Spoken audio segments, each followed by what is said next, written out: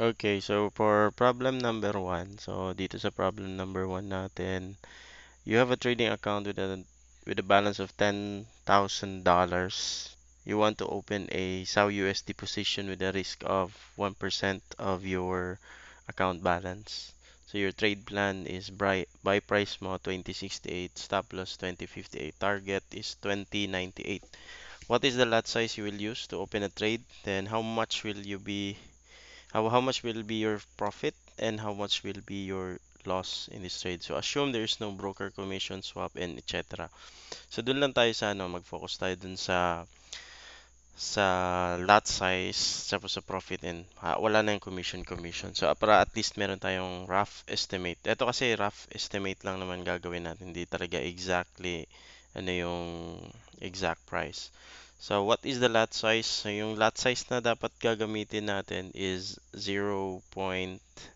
So paano natin nakuha si 0.10? How much will be the profit? So yung profit is $300. And then the loss is $100. Okay, paano natin nakuha yung mga value na yan? So first, let us determine, ng una is 1% of your balance. So 1% nung $10,000. So ilan yun?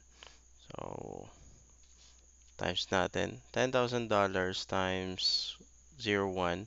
That's the 1%. So $100. So alam na natin how much will be your loss in this trade.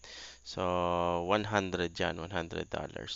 'Di ba dun sa video na pinakita natin, kung na-review nyo yung video dun with regards to the PIP value, ang dollar, ang ang movement ni dollar is here. So pag 0.01, a $1 move ng presyo niya is the peak value would be $1 din kung 0.01.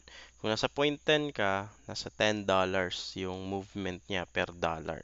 So kung nasa 1 lot ka, 1.0, every $1 move ng dollar price is katumbas nun is $100 in profit or loss.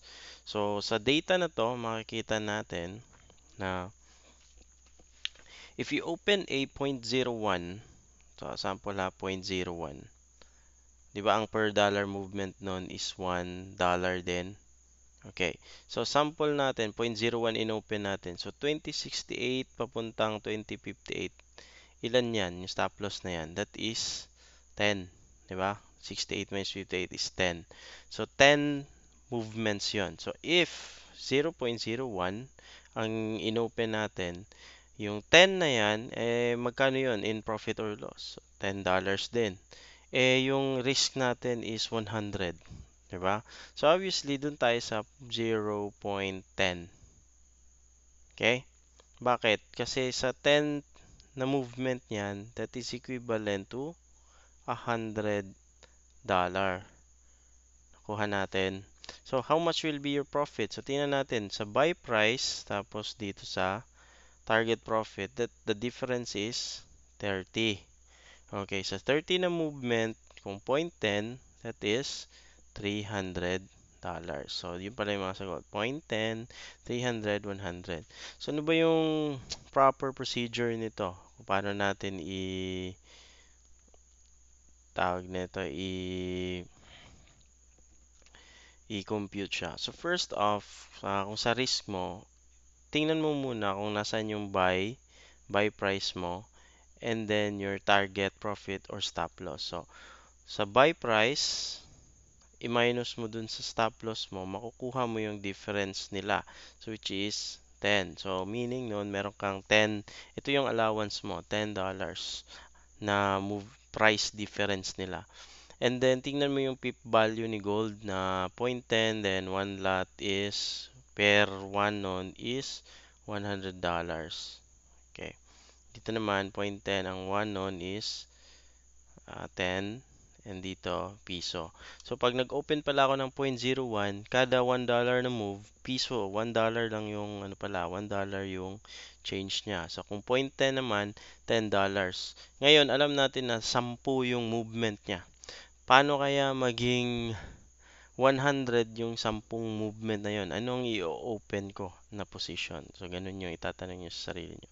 So, I guess sana may nakuha kayo dito. Paano siya i-compute. No? Kung nalilito pa kayo, then there's a lot more problems. Mga tatlo siguro to. Tingnan natin kung malito pa kayo. Sige, good luck everyone.